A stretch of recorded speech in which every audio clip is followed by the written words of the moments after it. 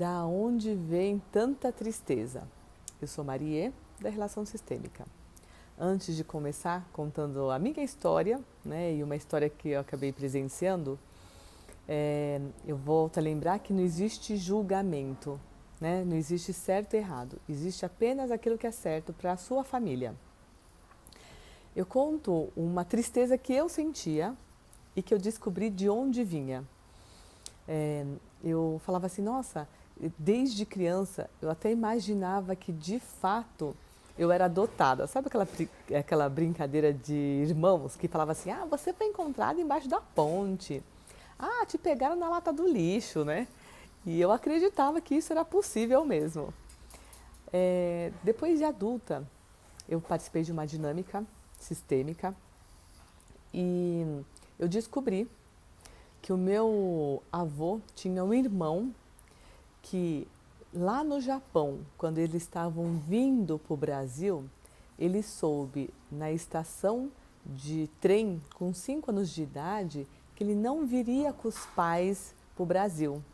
Ele descobriu só naquela hora que toda a família viria para o Brasil e ele ia ser entregue para um tio cuidar. Culturalmente, isso acontecia no Japão, onde a família dá um dos filhos para uma outra família cuidar e manter o sobrenome. Tanto que isso tem um nome, chama Yoshi, né? E ele soube lá na estação de trem que ficaria no Japão sozinho. E a sensação era de abandono, de muita tristeza, uma dor física mesmo que eu sentia de ter sido abandonado, né? Essa dor do abandono. E quando eu fiz essa dinâmica, que eu entendi da onde vinha aquela sensação que eu tinha, que era adotada, né? De que eu era adotada, que eu poderia ter sido abandonada de fato. Eu descobri da onde vinha essa sensação, que era desse tio-avô, que de alguma forma foi abandonado, ele foi deixado para uma outra família cuidar.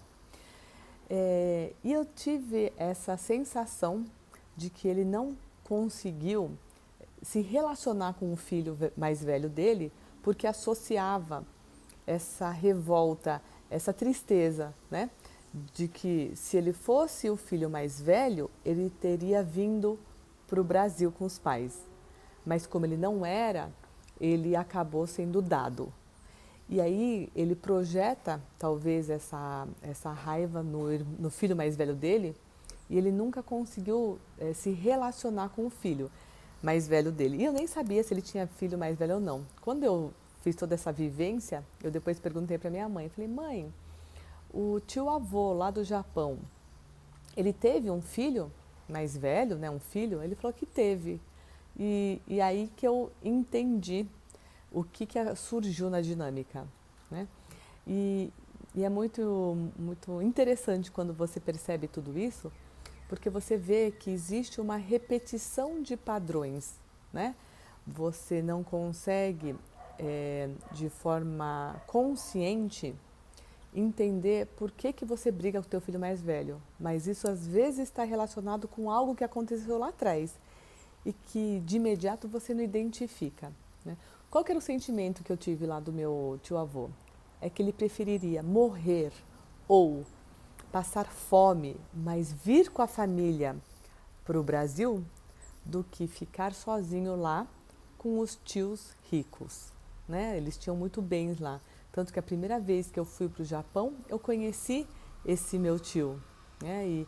E realmente, perto da realidade do Japão, ele estava muito bem financeiramente, mas a sensação era, eu preferiria morrer ou passar fome do que ficar sozinho e ser dado para uma família cuidar. Então, esse é um exemplo, e aí eu vou contar uma outra história que fez, na verdade, eu dar o start para gravar esse vídeo, porque é, falou muito da tristeza, né? E só mudando um pouquinho, nessa constelação familiar com bonecos, né, a distância que eu acabei fazendo, é como se um pai levasse o filho para um parque para se divertir e houve um acidente nesse parque e esse filho acabou morrendo. A pessoa que veio fazer a dinâmica sistêmica, ela tinha uma tristeza e uma dificuldade, sabe quando o coração, como se tivesse a síndrome do pânico, e ela tivesse dificuldade de viajar, de sair de casa, quando tivesse que fazer algo importante, ela ficava muito ansiosa, essa pessoa. E quando a gente foi ver, estava relacionado a esse, né, esse vovô que leva o filho para uma alegria, né, para um lugar que seria descontraído, e num acidente ele acaba morrendo. Então, a tristeza estava vinculada a este antepassado, né?